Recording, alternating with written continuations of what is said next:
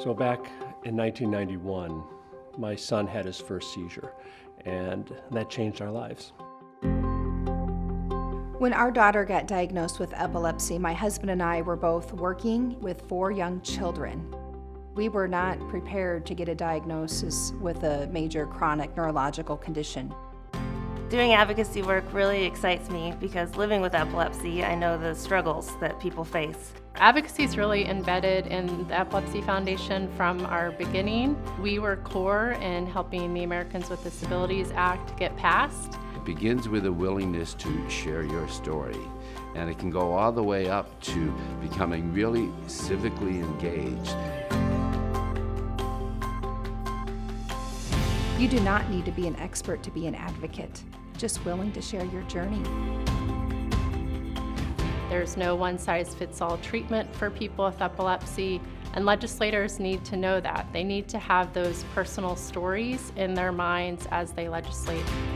It's so critically important to fight the injustices that exist today, whether it's access to medications, whether it's an opportunity to be employed, whether it's an opportunity to go to school. These are all issues that range from legislative to individual. The 4 issue areas that we advocate for are access to health care, funding for epilepsy, research and innovation, and disability rights.